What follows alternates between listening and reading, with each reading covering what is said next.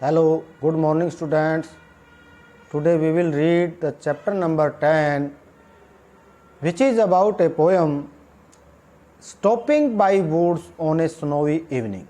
ये हमारी जो पोएम है इसका टाइटल है। देखते हैं, पढ़ते हैं। Once the poet was passing through the woods. एक बार कवि जो है वो एक जंगल से गुजर रहा था। The beautiful sight of the falling snow attracted his attention. गिरती हुई बर्फ के एक खूबसूरत नज़ारे ने उसके ध्यान को आकर्षित किया। He wanted to enjoy the beauty of nature. वह इस प्रकृति की सुंदरता का आनंद उठाना चाहता था। But his duties and responsibilities restrained him from doing so. लेकिन उसके कर्तव्य और जो जिम्मेदारियां थी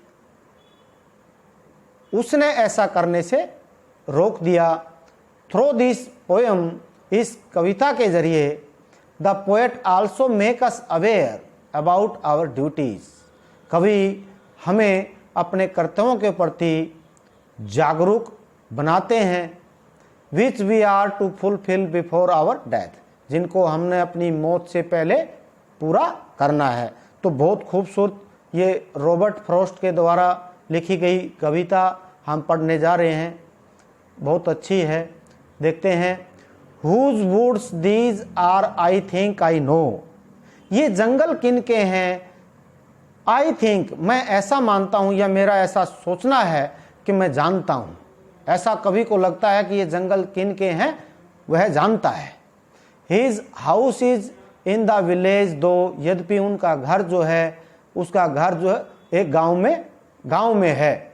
ही will not see one stopping here, वह यहाँ किसी को ठहरते हुए नहीं देख पाएगा।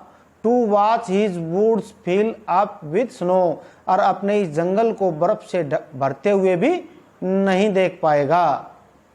My little horses must think it queer, देखिए, to stop without a farmhouse near, बिना किसी नज़दीक फार्म हाउस के यहाँ पर ठहरना, ये मेरा जो घोड़ा है ये इसको विचित्र समझना चाहिए, यानी कि विचित्र वो इसको मानेगा। Between the woods and frozen lake, और जहाँ कवि का जो घोड़ा खड़े हुए हैं वो स्थान जो है उस जंगल और एक जमी हुई झील के बीच में है। The darkest evening of the year, और यहाँ पर साल की सबसे काली रात्रि है, सबसे गहरी या काली रात है। थर्ड स्टेंजा देखिए। He gives his harness bells a shake to ask if here is some mistake. कवि का यहाँ पर कवि नहीं है, बल्कि ही जो है वो कवि का घोड़ा है। वो अपने गर्दन में बंधी हुई जो बैल है उसको हिलाता है।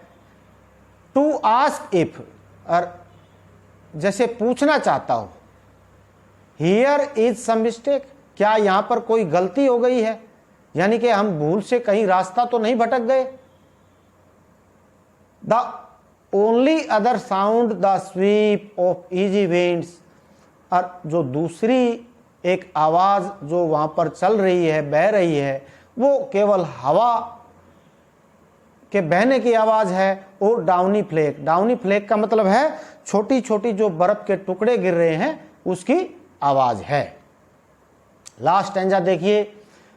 The woods are lovely dark and deep, ये जो जंगल हैं ये बड़े प्यारे हैं। डार्क भी हैं, और डार्क माने होता है घने, और डीप माने गहरे, घने और गहरे हैं। But I have promise to keep, लेकिन मैंने जो वचन दिया है, I have promise to keep, उसको पूरा करना है। I have promise to keep, मैंने अपना जो वचन दिया है उसको पूरा करना है। And miles to go before I sleep, and miles to go before I sleep. कवि रॉबर्ट फ्रॉस्ट कहते हैं मैंने मीलों की दूरी जो है मरने से पहले तय करनी है, अर्थात बहुत सारी जिम्मेदारियां और कर्तव्य हैं जो मैंने मरने से पहले पूरे करने हैं। तो कवि यहाँ अपना समय न गवाते हुए अपनी जिम्मेदारियों को याद करके वहाँ से शीघ्रता से चला जाता है। तो ये थी खूबसूरत रॉबर्ट फ्रॉस्ट के द्वारा लिखी हुई एक खूबसूरत, प्यारे बच्चों, प्यारे पाठकों, ये कविता जो आपको उम्मीद है पसंद आई होगी। Thank you, have a nice day.